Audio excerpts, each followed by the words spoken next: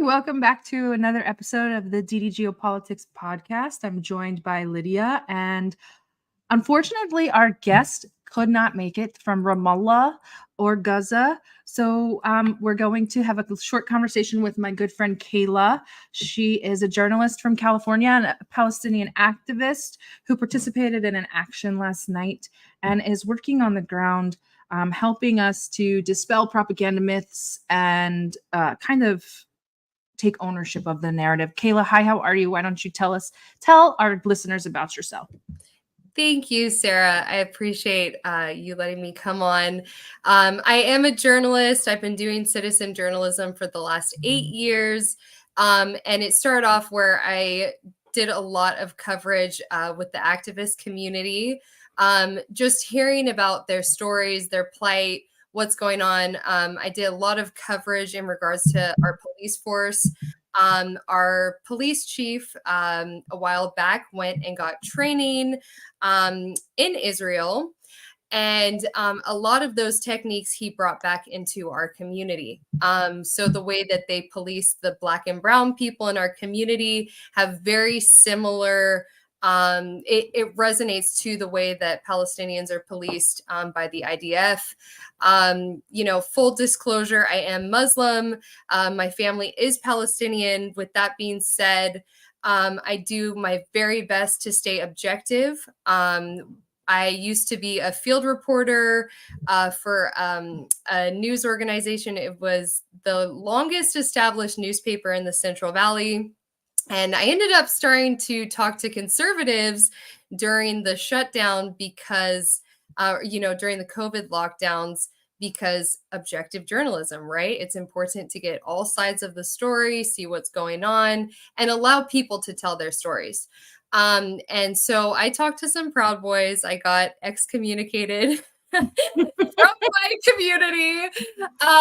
It was just, they were very upset that I was talking to Proud Boys, but it had to do with there was a clash with a city council member, and I thought that was really important to cover.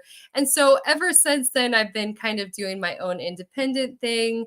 And now full circle, here we are with what's happening with the Palestinians in Gaza, and it's just really reactivated my cause and making sure that the Palestinians have a platform to speak, because especially in America, there is a huge slant towards pro-Israeli opinions and beliefs. Our mayor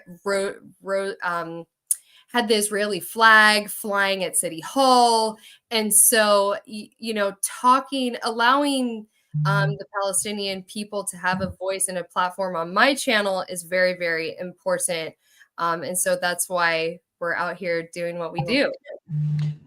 I don't think a lot of people realize. I'm glad you mentioned a bit about the IDF training your police chief, but I want our listeners to understand that it is very common for the IDF to train almost all of our major city police forces in whatever you want to call it, like whatever in security, I guess.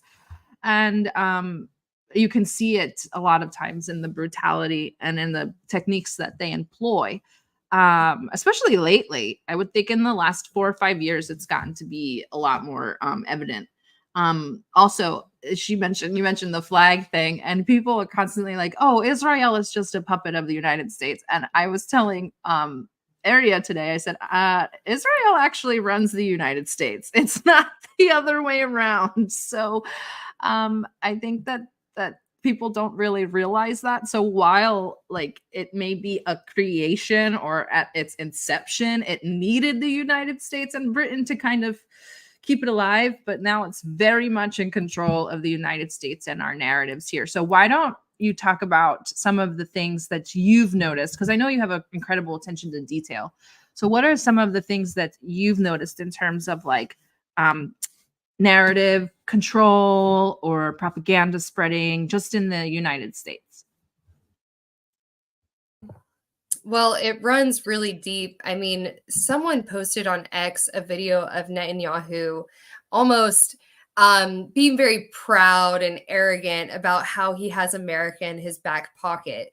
And it's it's honestly shocking that people do not realize this. I mean, that's one of the questions I wanted to ask our guest who wasn't able to be here today, was ask him, why do you think Americans are so pro-Israel? You know, I would want to get his perspective on that, because for me, it's just a long history of Israel being able to infiltrate different political opinions, right? So we had this very interesting situation happen. I'm from the Central Valley of California, and a lot of people think about us as a rural area. The city that I'm from, Fresno, is the 5th largest city in California. And then we have a city that's right below us called Tulare, right? So in Tulare, there was a hospital that there was some drama going on with the school board, and some people hired Israeli spies to infiltrate you know, the council there. And so, you know, I wish I could have refreshed my memory a little bit more on the way everything went down. But there was a woman, you know, so an Israeli spy came up to a woman, shook her hand, said, "Thank you so much for what you're doing." While they're doing this, there's this guy in the bushes taking a bunch of pictures. And then they release all this information. This you know, this woman on the board of the hospital, she's taking bribe money. And it was just this whole smear campaign against this woman. And so I don't think people realize how deep Israeli influence goes into American culture. And I mean, when you think about Tulare County, this is a small town. Okay, it is very, very tiny. And for Israeli spies to be there on hire, right, to help political opponents, you know, get the foot up, it just goes to show you how deep the alliance is, how shady it is, even when it comes to local politics. You know, that's, you know, from lived experience, from research, that is that story comes to mind when I'm asked about Israeli propaganda.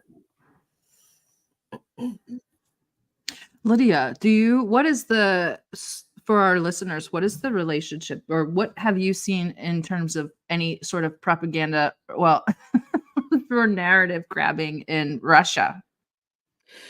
Well, I've read a lot of different opinions from people outside of Russia, how they I guess perceive Russia's stance on this conflict. And I guess the general opinion that people have is that Russia is largely pro-Israel, because people like to say how our president has close ties to our Jewish oligarchs, and how a lot of Israelis are actually Russian. A lot of, well, I mean, it's not a secret that a lot of Israelis do have dual citizenship, or they originally came from Russia, or I should say the former USSR.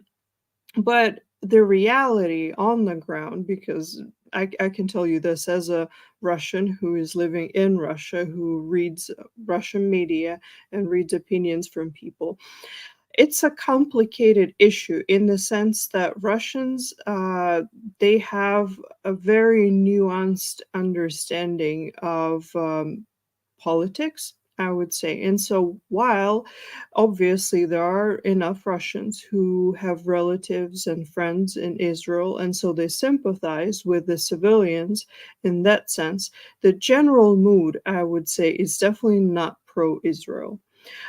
Because while people might have sympathy for civilians on both sides, and I want to emphasize that, people, because our media does not censor for example, the footage that you can see from Gaza, the bombings and the civilian deaths, and so people are very much aware of what is happening, and obviously, while I'll repeat, they do have sympathy for the civilians on both sides, the majority does not condone how Israel is going about this. And also, not to mention, another layer to this attitude is the fact that Israel is obviously pro-Ukraine. And so people naturally have this against Israel. And so that is another reason for why the majority of Russians, they kind of, they either say that they're quote unquote neutral, or they're definitely horrified by what is happening to the people in Gaza.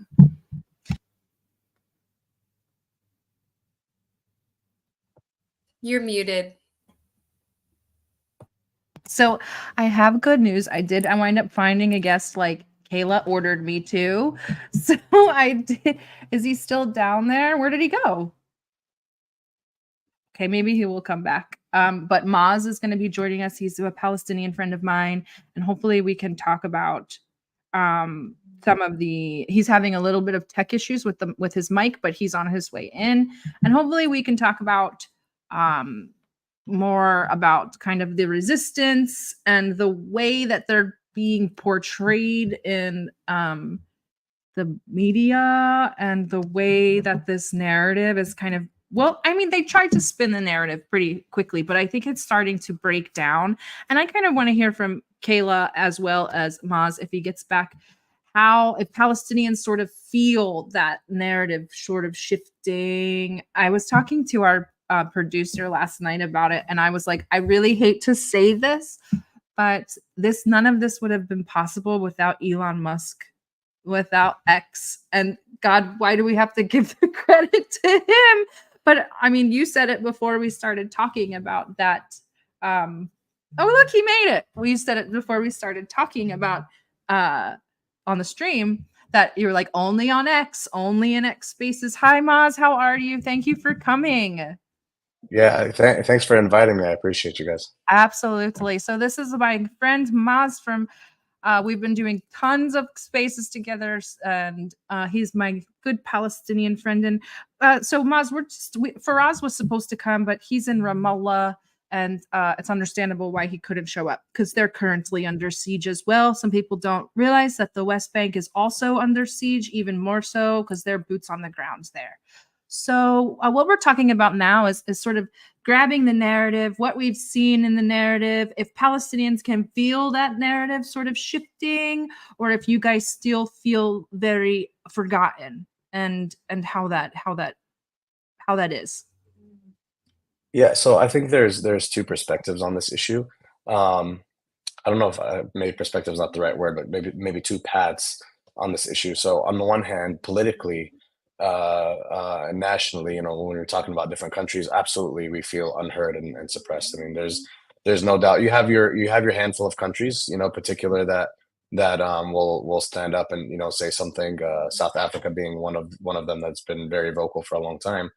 On the ground level, meaning like as far as like aside from like governments and things like that, like people wise.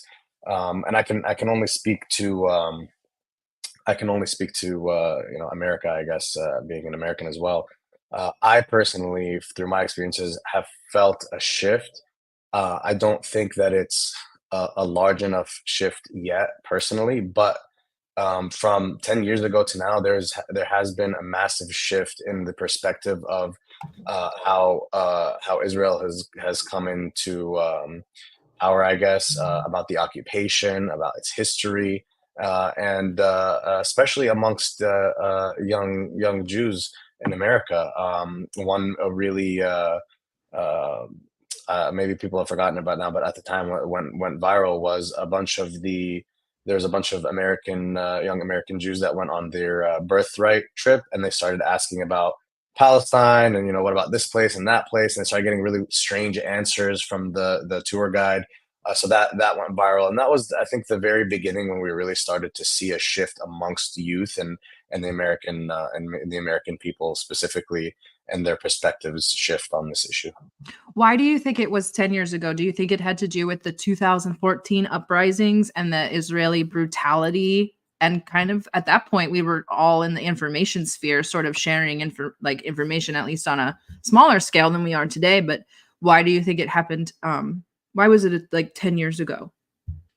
I think it's just the way that social media started to spread and become more accessible, and people started seeing more things and asking more questions, and we weren't as reliant on like local and mainstream media as we used to be.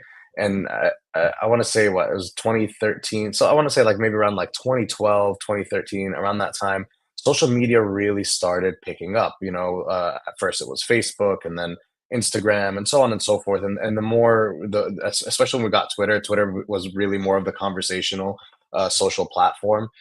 Things really started to spread, and people started sharing more. And when WhatsApp became like really mainstream, especially for international people, and anyone in the United States knows if you have WhatsApp on your phone, you probably have some family somewhere outside of the United States. So when these kinds of platforms became more accessible to more people, I think the way that people communicated changed, and that in itself started affecting, especially people that had questions. Normally you go, "Oh, I'm going to ask my mom, I'm going to ask my dad." But the more information that became accessible, and the more the internet became accessible to everyone, they started kind of having the ability to answer their own questions or read on their own, maybe things that articles or books, or maybe older written stuff. I can't. Well, the word is slipping my mind now. But like older text that might have not been accessible to people at the time became more accessible, and I think just through that and self education, it started to make a shift. And there's of course other factors that play into it. But I really think that the part of people being able to educate themselves more and rely less on just like mainstream local media, or even just like old family stories and so on, it was a really big part of the shift. Yeah, just to speak to that, I was covering a pro-Palestine protest last night. I was doing interviews on the ground, and one question that I asked every person that I interviewed is, "Where do you get your news from?" And everyone said, "The mainstream is lying. I get my news from social media." So that's just an affirmation to what you're saying, and it's the people's voice. So it gives me hope that we will take back that narrative.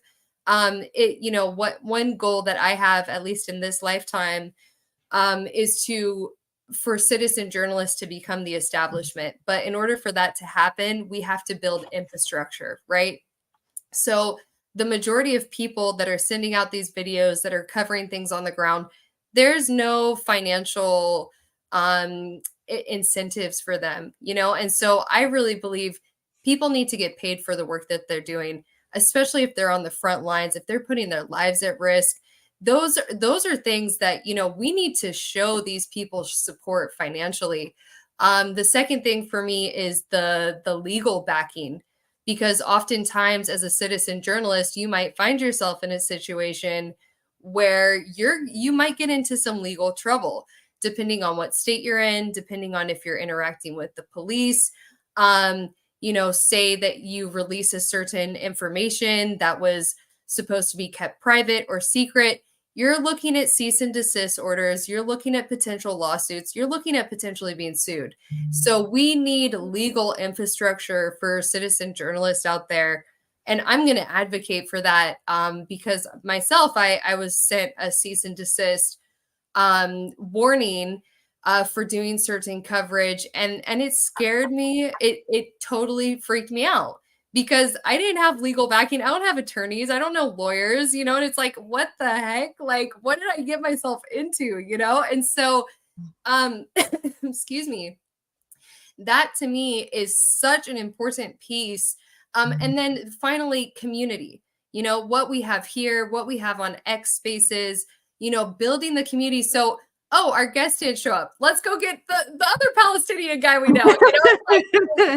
That's how it works. That's how we continue the stories, being able to share the important topics that are going on in our world today. And the mainstream just cannot keep up. The people that are doing this are so incredibly dedicated and so incredibly good at what they do.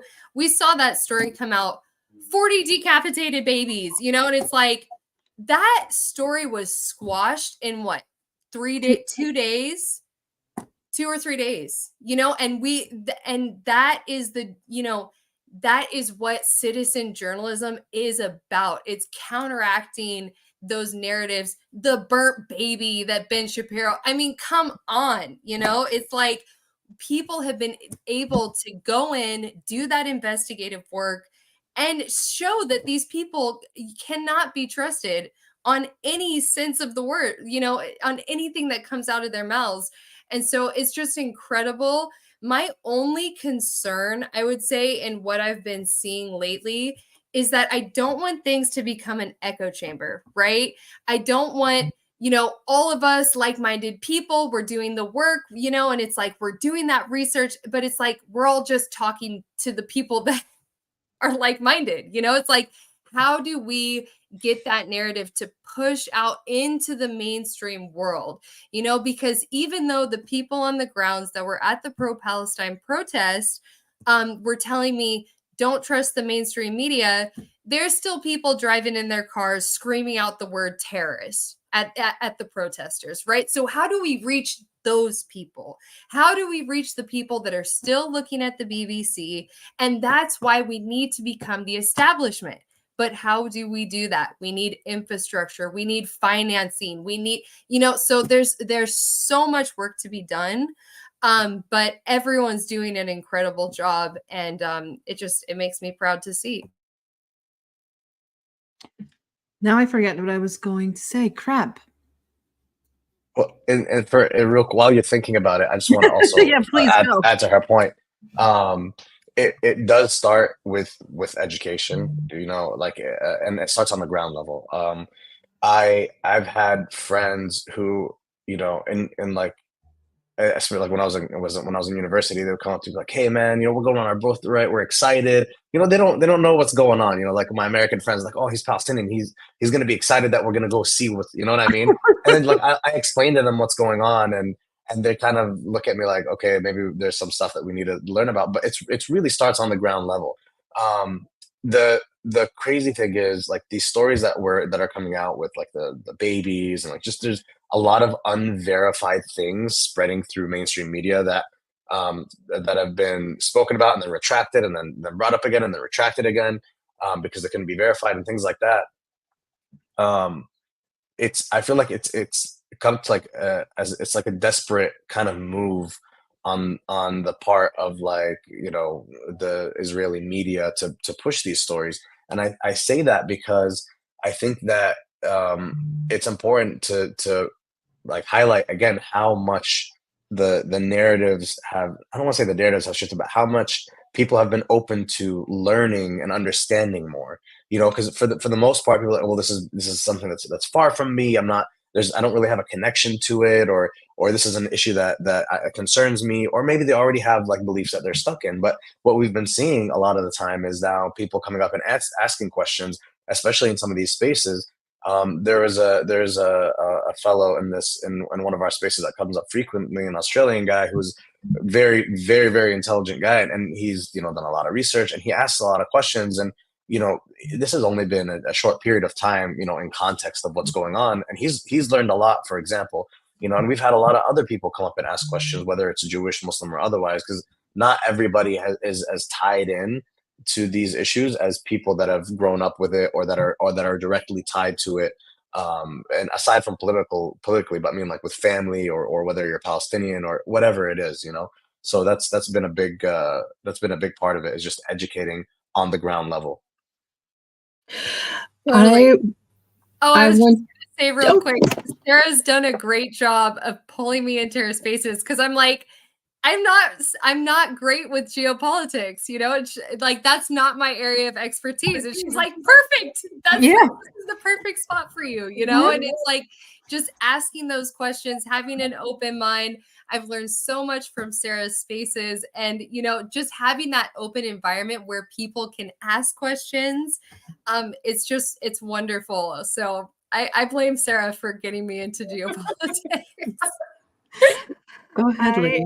I wanted to say something on the point of starting, from the ground up, and why people actually do need to care. Because, like I said, and like most of our listeners know, I am Russian, And something that is, even though we can talk a lot about Russophobia and how, what we've experienced in the past, almost 2 years, obviously it is nothing compared to what some people have been experiencing for years.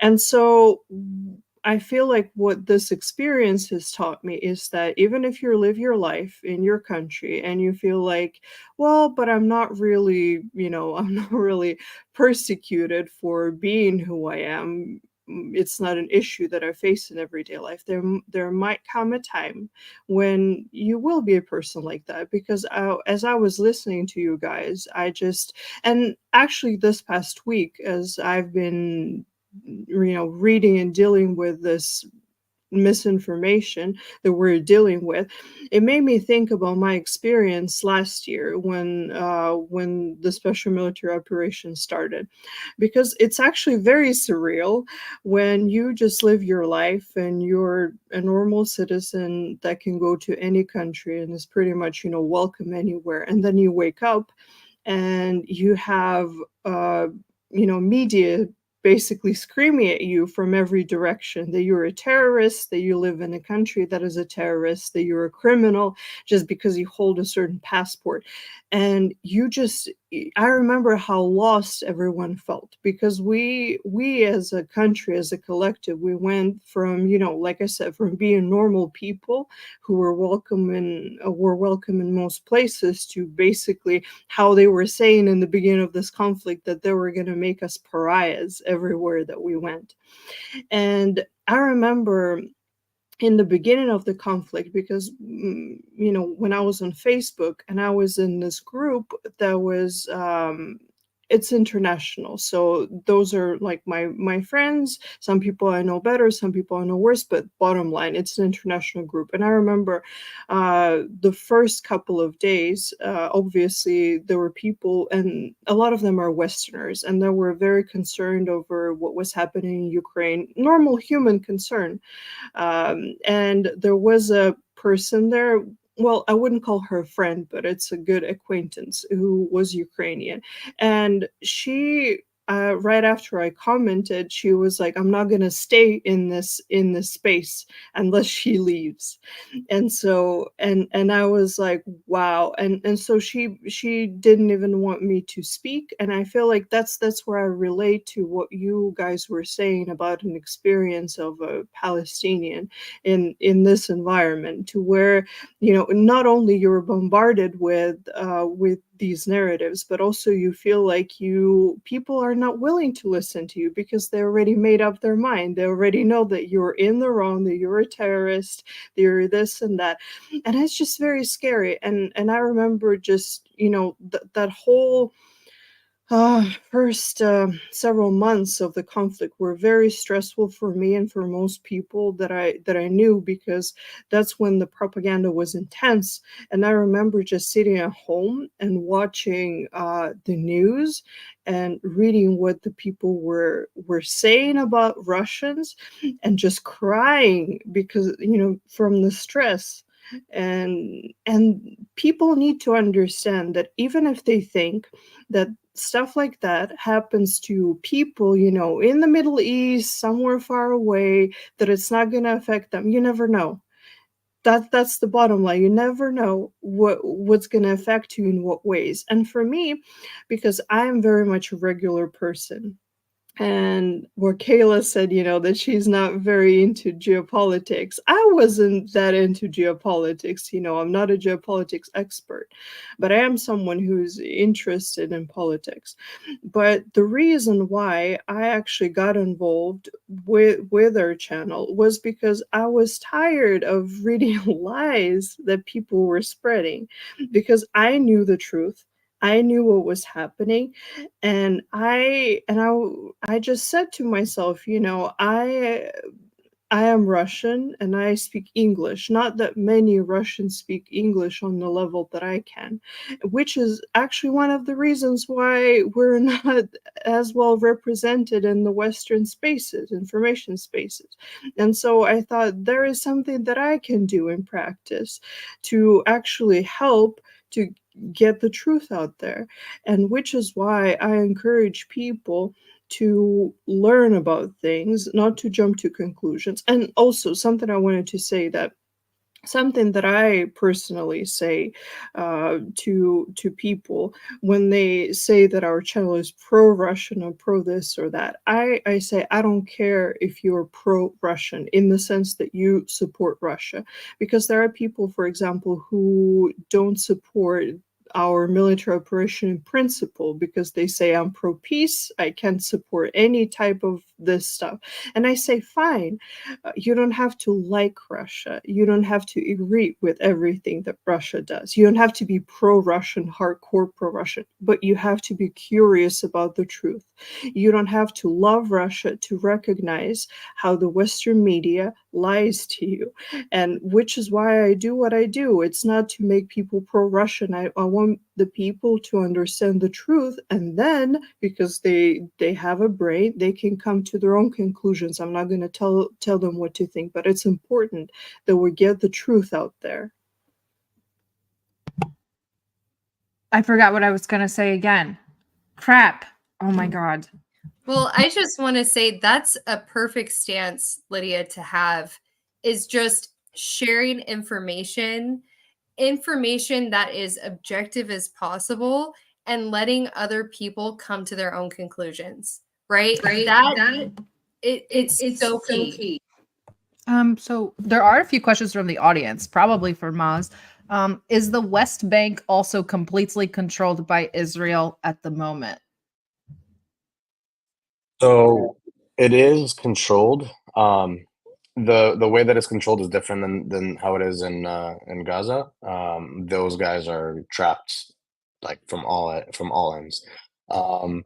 The West Bank has some semblance of autonomy. I don't know if autonomy is really the right word, but there is a little bit more movement that they can have there.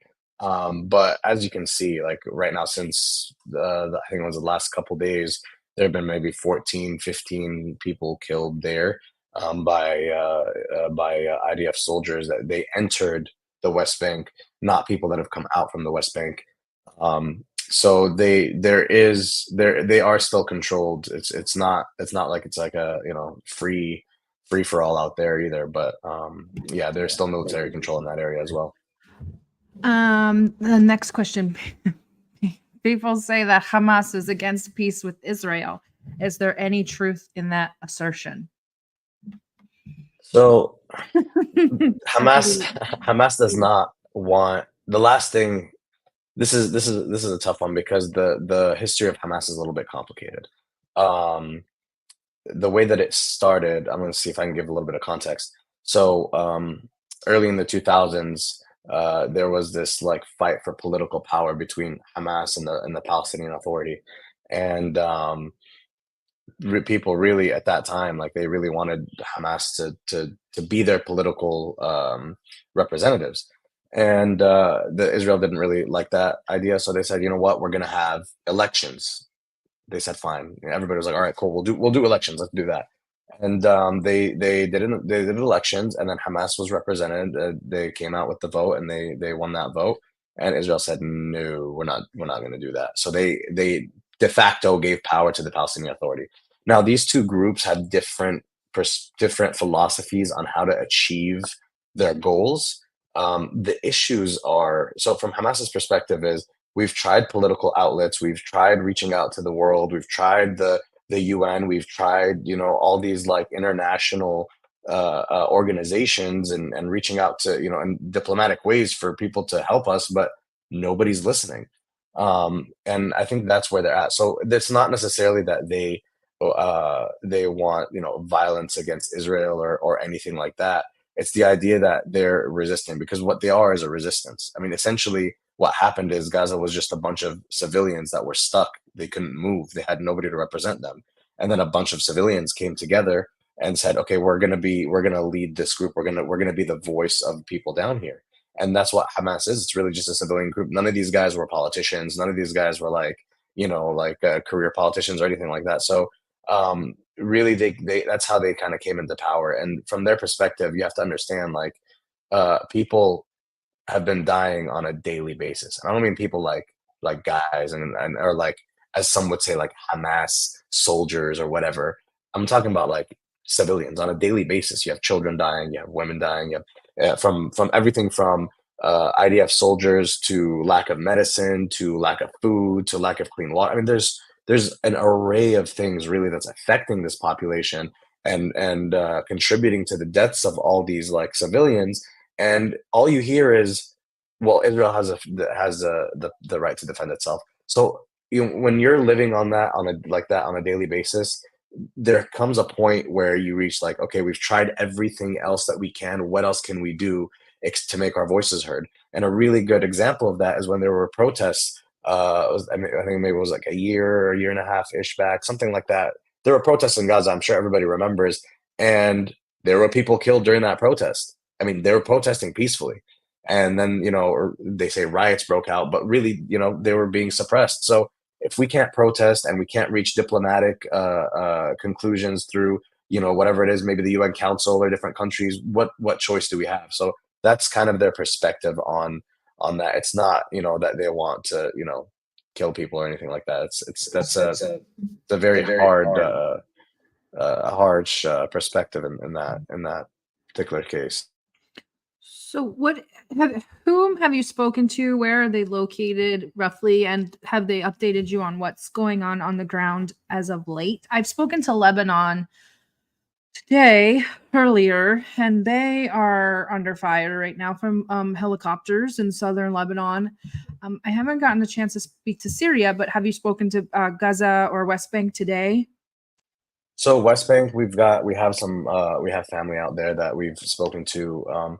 Essentially, what it comes down to is if they see anybody outside, they're going to shoot them, and that's basically what's happened. Some of these guys, the first two in particular, there's two young men that came out that wanted to fight against the Israeli soldiers that they came into the West Bank. Like, this is not people that are leaving the West Bank, but I think they saw a little bit of like unrest over there, so they decided to go in. But really what they told them was, if anybody leaves the house, they're getting shot. We don't care. Like, stay home, don't get in trouble, or come out and find trouble. That's kind of what's going on there. In Gaza, it's really hard. They have no power most of the time. Anyone at this point, anyone that has power is doing some like random, finding a car battery that might have a little power, charging their phone, or like, they may or may not have a solar panel that might give them power for a couple of hours. So it's been really intermittent. We haven't really heard a lot from people out there. Last we heard was from a doctor, and this has been posted through some of the people that we've spoken to, Didi, Suleiman, and Khaleesi and them. But that was really the last update that we got, is like there's bodies everywhere and people are sleeping on the floors at hospitals in between sick patients' beds, and they're trying to cram into these like schools and things, and it's been really difficult there. But we really haven't been able to reach out to people that we normally would reach out to, some journalists out there, and getting their perspective. It's been hard without power and internet. Yeah, I believe that probably what happened to our guest today, is that he lost internet this morning, because I know that they talked about cutting it off today around some time. I don't remember what time they said. And with Israel, a lot of times it's hard to tell, because a lot of times it's an empty threat. Sometimes it's just for propaganda. Sometimes it's lip service. So now we do know that they shut off everything. I think internet was the last to go, which is kind of interesting, because electricity and water were shut off pretty quickly. And now they're going back and saying, oh, you know what? You guys are right. It's a little bit cruel. We'll turn the water back on. But without electricity or internet, like all of this is just useless lip service. So I think that's probably what happened to our guest that was supposed to come today, as he is out there in Palestine. He probably lost internet, and that's why he couldn't show up. So, I mean, this is part of the Israeli sort of MO. They always shut off internet. They have full control over all the utilities in the West Bank, and they use them to put a population of 2 million people under siege. So when they say we're going to shut off the internet, we're going to invade, you kind of are in like a state of confusion. Like, well, I don't really know what's going to happen, because half the time they lie. I thought that it was interesting, the comparison that people have been doing, which this might be somewhat off color, I don't know, but the comparison that they're doing between Israel and Russia, and how Russia has handled their special military operation, and how this has been handled in Gaza. So what we've seen is, and there have been more children killed in Gaza over the last week than there have in the entire special military operation that we know of. That is something that really needs to be driven home, because the Russians, when they started their SMO, were painted as orcish Asiatic hordes that were coming in to steal children, kill them, and kill women in order to dehumanize them. And now we see indiscriminate bombing and a whole entire shock and awe campaign meant to destabilize the population and put them into a state of sort of shock that they don't even know how to make sense of what's going on. I mean, at this moment, a Palestinian can't care about what's going on the news. Their whole entire life is focused on, how do I get water and electricity today? So, the narratives and the languages that are used, Israel is the most humane army in the world, but the Russians are an orcish horde that want to take over everything. It's just a really interesting thing to juxtapose against one another. The sheer violence, and even with the Russians' statements, not so much Putin, but a few of the Russian statements have come out and mentioned Mariupol, which everybody harassed Russia over their handling of that, but the civilian population there was provided safe corridors, and the West absolutely tore Russia apart in the news. And now we have a safe corridor that is consistently being bombed, a crossing into Egypt that's being bombed. It was bombed again today, and we're getting the messaging that Israel is defending itself from women and children. This is the most humane army in the world. That is how effed up we are over in the West. And it's the saddest, most horrible thing that I've ever seen. The dehumanization of Palestinian women and children. Let's take men out of the equation. We'll just humor them and say all the men are part of Hamas, even though they aren't. We'll just humor them. An all-out assault on a convoy of women and children, leaving like they were told to. This has been verified by Western media as well as videos on Telegram. And I'm supposed to believe that this is a right and just cause, and that Russia was some terrorist nation. And it's just, I don't know how we've gotten to the point where we're okay with bombing a corridor, an evacuation corridor. I don't know how we've gotten to this after I was told for 2 years, how awful this was. Yeah, so there's a statistic that I want to discuss real quick. So I know you guys have seen. I'm sure you guys have seen Putin come out and say, we can't do this to Palestine. There has to be de-escalation and so on and so forth. And when he's saying this, he's smirking. And the reason is because the things that they've been accusing Putin of, and I'm not very well versed between the history in Russia, Ukraine, and everything that's going on. But what I do know is what Putin was doing, right or wrong, has been condemned by the entire world. But what Israel has done, and even if you want to say it's equivalent, which honestly it's much worse. I mean, this is a straight genocide, right? With a population that has no military or any kind of national protection, nothing, right? These are civilians that have come together, right? And they call them a militia, so they are a resistance, but that's what it is. Even if you want to equate those two things, why not call out Israel on what they've done? There have been reports of white phosphorus being used. We know for a fact that it was used back in 2008, and we've seen that devastation. And for those that don't know what phosphorus does, if it touches your skin, it will burn to the bone. Okay, to up to 8,000 plus degrees Fahrenheit. Imagine 8,000 degrees Fahrenheit, and you can't put it out. Let's say I got a piece of white phosphorus on my arm, and it's digging a hole into my arm. If I cover it and I cut off the oxygen, it'll stop. The moment that I take my hand off and it touches oxygen, it burns until it's gone, until it's completely done. So that's what white phosphorus does. So there have been claims about, well, you can use them in certain ways in certain places, and that depends on how you use the weapon, whatever. There's no way to make the argument that it can be used in Gaza given the population density, which 10 years ago was 10,000 people per square mile. So if you were to drop and if you take a square mile and you drop a bomb covering that whole square, 10,000 people would die. That's what it is. And just I know there's a lot of people here that might not be able to equate how many people that is. If we were to achieve the same population density in the United States, okay, at the time when I did the math, it was 350 million people in the United States. So let's just assume that our population in the United States is 350 million. You would have to take every single person of those 350 million American citizens, put them into South Dakota, and remove 2,000 square miles from South Dakota. That's how you create a 10,000 person per square mile equivalency in the United States. That's what it would take. So just to give people a little bit of an image of what that's like. Can I ask a quick question?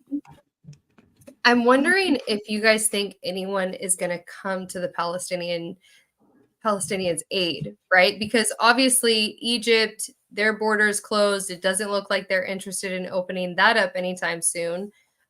Is there anyone else? I've heard a Syrian girl talk about potentially Syria getting involved. Who is going to come to these people's aid? Who is going to help save Palestine? Like what is that going to happen? Or are these people just going to be massacred? We're just going to witness genocide and then that's it. Well, what's your opinion on that? You have to take it on a case-by-case basis. So Egypt doesn't say we don't want the Palestinians. They said, why would we give our land to the Palestinians while you take the Palestinians' land? How does that make any sense? Sisi, or the Egyptian government, said that it was not. They told the Palestinians, it's not a good idea. You will lose your land. The Palestinian authorities turned around and said, we agree. We don't want to leave. So Egypt said, cool, we'll try to push for the aid to get to you. You have Syria. Like we said before, I think it was before the stream, Syria's been bombed over 30 times this year by Israel with no provocation and no response. So Syria is already in its own battle for the Golan Heights. Syria is already spread very thin. They're under assault from the north, from the terrorists. Who backs them? We all know. We don't need to get into it. But they're also under assault from the south in the Golan by Israel, who has taken this opportunity to bomb the Golan and also bomb both the Aleppo and Damascus airports. So Syria is not going to be able to defend Palestinians. They have to defend Syrians. Then you move over to Lebanon.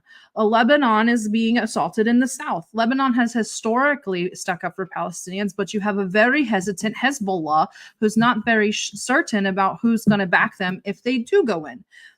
Because we haven't seen the IRGC or Iran in an active war in very long time. So they're just not very sure. Then you have Jordan, who was saying, hell no, we won't open up our borders for them to come in or for our Palestinians to leave, they wanted to leave and go back to Palestine. Jordan is a very, very westward leaning country. They're not going to help the Palestinians, and UAE as well. So those are completely out of the equation. Jordan and UAE, done. I worry about the Syrian issue. With Lebanon, I have a very, very strong feeling that Iraq will be there for Lebanon. And if not Iraq, then Iran. Iraq has been the most active in Lebanon, while the Iranian foreign minister has traveled to Lebanon, Syria, and Qatar to meet with the Palestinian authorities. I don't think that... Well, it's already a genocide, so I don't know what. I mean, they're already being ethnically cleansed. We see the EU kind of backing off and being like, "All right, this is kind of too much." But as far as helping them, how do you help? Well, I mean, what's the option at this point? They don't have a corridor. They can't get anywhere, and they can't get boats to the coast. So I think what the Palestinians' best bet is to hope that Hezbollah makes a move, and with Hezbollah making a move and Iran's current posture, I think that this is horrible to say, the only thing that's going to save North Gaza and the Palestinians of North Gaza is if the IDF decides to invade it. Yeah, this is a tough one because the line that was drawn is if Hezbollah gets involved, the United States said that they're going to get involved in some fashion. I doubt the United States are going to put like troops on the ground or anything like that. But any kind of military, any kind of like military help, other than like weapons and money and things like that, for Israel is going to be seen as a provocation. People are going to be like, oh well, America is now in on it. So the problem is that if Hezbollah gets involved and then the United States gets involved, then you're going to have other countries get involved. And nobody right now wants a world war. Like not a single country is like, yeah, you know what? We don't care. We'll go in on it. Nobody except Israel. Israel's the only one. And the other thing is Israel really needs the United States to do the heavy lifting here if anybody else does get involved. Because if Hezbollah gets involved, let's just for the sake of this discussion, that nobody else will get involved. It's just Hezbollah, and then they're fighting against Gaza right now. Those two fronts will crush them because Hezbollah alone is and people might not know, but they are a very, very strong military. Like they have a lot, and they're very strong. And this issue about Palestine is not one that they take lightly either. So there's a lot of reasons why Israel doesn't, in general, want war with Hezbollah. And that was shown back in 2008 when they said they had that war, and they were like, all right, you know what? We're kind of like a balance of power on each other here. Like we're not going to do nothing. You guys don't do nothing. Let's just kind of like all chill out. So I think right now the two paths are, Israel forces people's hands to try to get involved, which I really don't think that they want to do that. Or the other thing is that they find a way to create a ceasefire, and then we go back to the status quo of, okay, let's, talk about aid and how we're going to move forward and so on and so forth. And we just go back into this cycle again.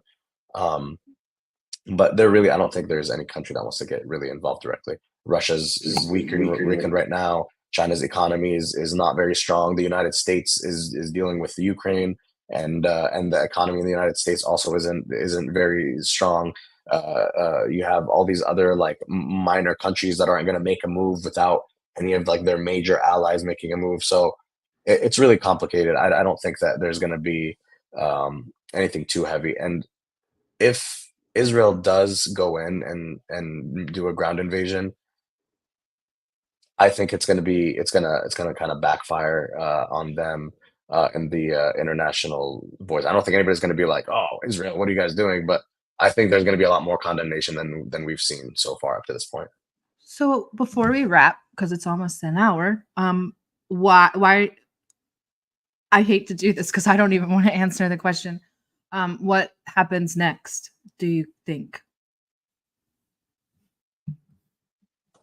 That's a hard one. Honestly, this is going to be a back and forth between Gaza and Israel. It is what it is at this point. It's really difficult to say because, like I said, there's so many like external factors. How are they going to do this? Everything right now is speculation.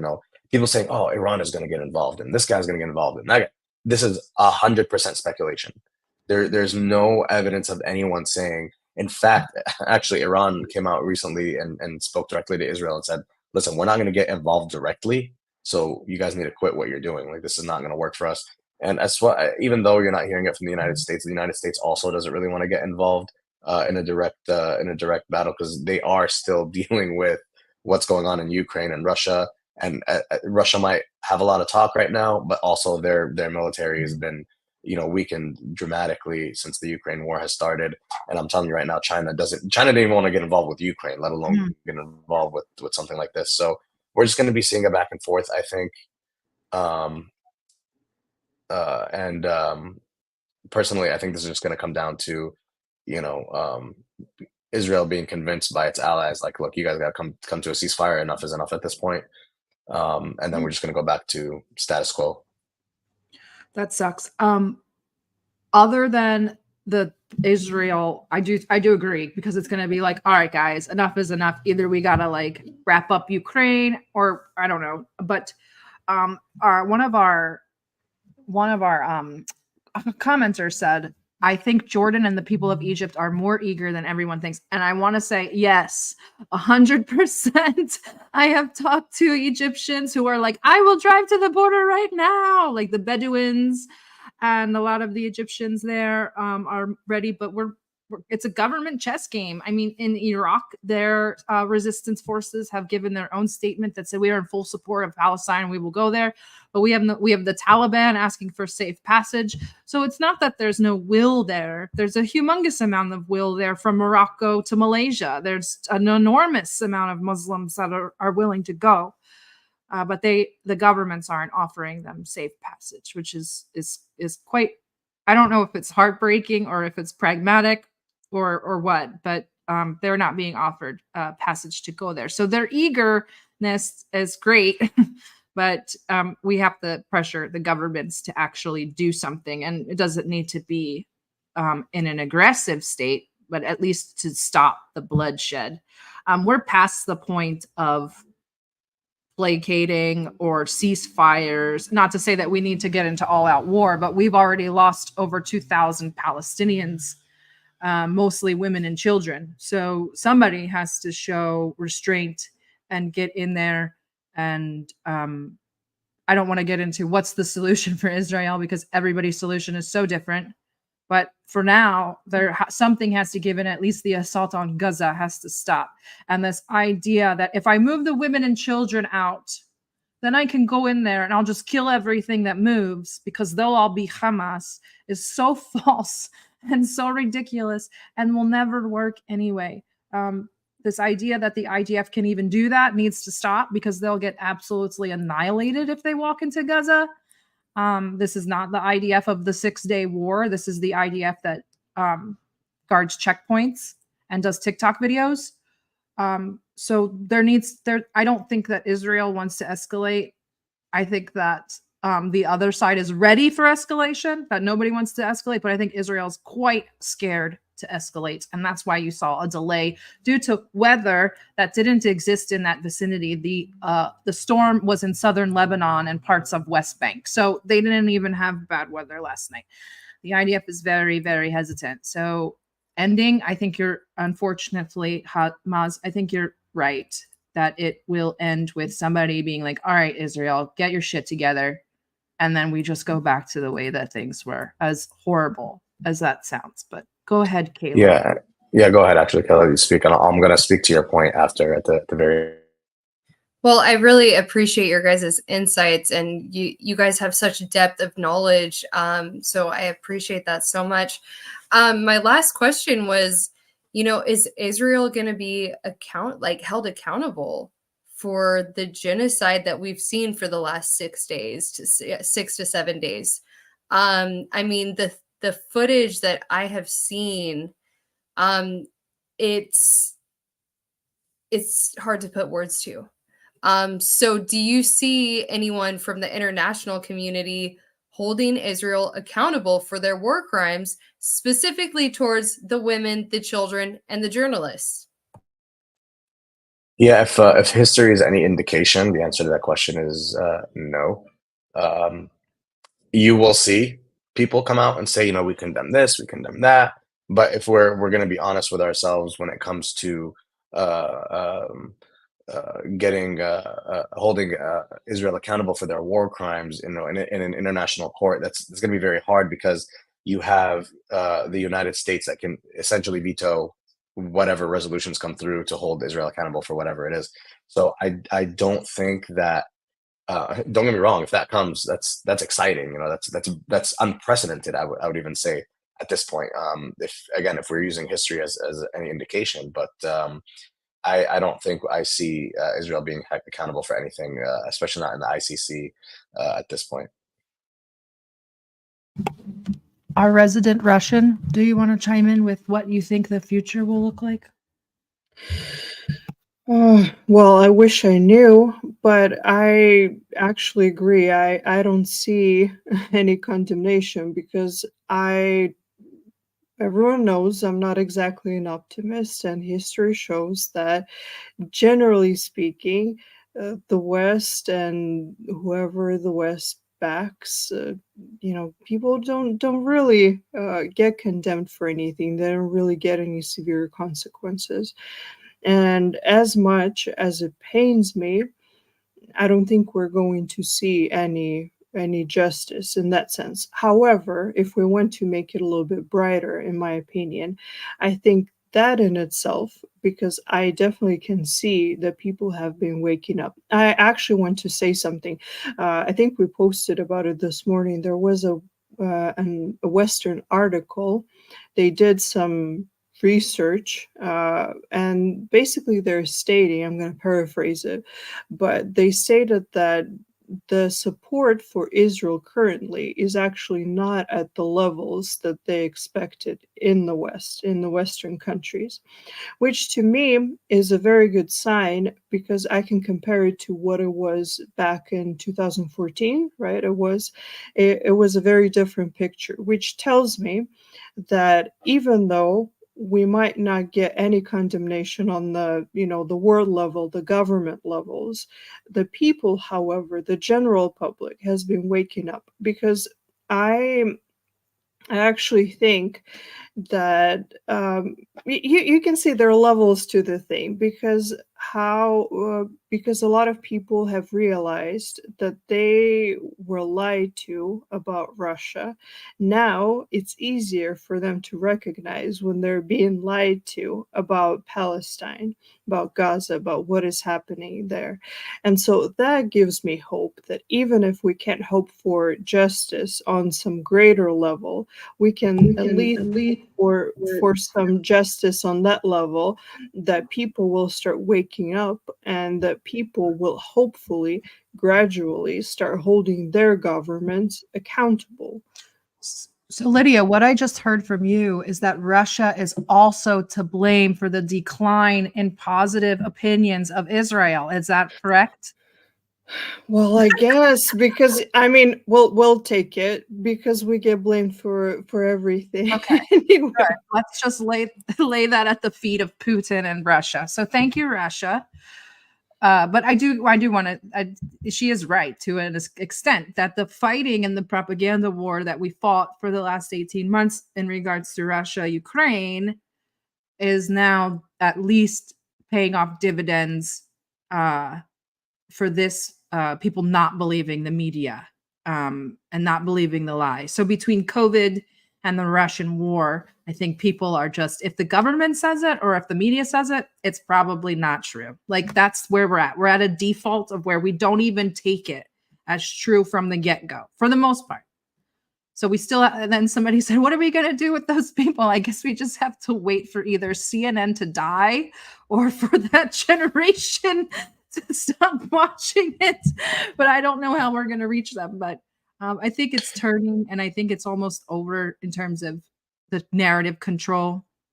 If they're firing Muslim anchors left and right here, and everybody's like, "What are you even doing?" Like the reaction is not like, "Yeah, do it." It's like, "What is this? Like, what is the point?" So I do think that's absolutely true. Maz, why don't you wrap us up on a positive note? Yeah, so to that end, we definitely are seeing a lot of people, just like all around the world, stand up and kind of voice, their kind of their disgust with the genocide and all this kind of stuff. And to that end, the United States honestly has the most leverage, I think, of any country at this point. I know people are exhausted and tired of what we've been dealing with here in the United States as far as our Congress people go, I am personally like I'm so exhausted with this Biden Trump era. Like I just want it to be over so we just move on to the next era of our lives. But really, like the population of the United States, you guys, you got to understand, all the power is in our hands. It really is. And it's grim, and it's hard. It's definitely not easy, and it will never be. But you got to think about it. The Congress people that have been holding power have been there for the last 20, 30, 40 years, and just think of the kind of connections that they've made and the relationships that they've made with the lobbies that they've connected with, whether it's APAC or otherwise, regardless of who it is. And this is not just an international issue for us as far as like, Israel and Palestine, but even for Americans domestically. Like, don't underestimate the power that you have when you're voting for your Congress people every 2 years. Those elections for the House and the Senate are extremely important. And I don't mean that in the sense that Democrats need the power or Republicans need the House. I mean in the sense of who is representing you as a person. Really take a look at the people that are representing you in your county, and your state, and vote for the people that you think are going to have your best interests here in the United States and keep us out of trouble outside of the United States. So we have more leverage than anyone, and we really shouldn't take it for granted. And I know some people are saying, well, I know the United States, like Americans love all their, shit, whatever. But honest to God, you guys, here we're really sick of a lot of stuff. And as far as we're concerned as Americans, from an American perspective, we really need to focus on what we're doing here, because like we've been exhausted between COVID and Trump and Biden and whoever, no matter who you support. Like, all this like political stuff for the last 3-4 years has like mentally exhausted us. We do not want to deal anymore. So again, don't underestimate the power that you guys have as Americans to vote for your Congress people before even thinking about voting for your primaries and your elections, because that's very, very important. And Kayla, any final thoughts? I've just enjoyed the conversation, and every time I'm in a space with you, Sarah, I learn something new. And so thank you so much for that. I really appreciate it. We're about to go start a space now, so you guys can come to the after party. Lydia, take us home. Okay. Thank you, everyone, for being with us. It was sort of improvised live stream for us, but I think it was very important. We discussed a lot of important things. And as usual, follow us on all of our platforms. We're on Telegram. We're on Twitter/X. What is it called these days? I don't even know. And obviously, watch our future live streams. We're going to have Scott Ritter sometime this week. And we're very, very excited for that and excited for your support. Thank you so much.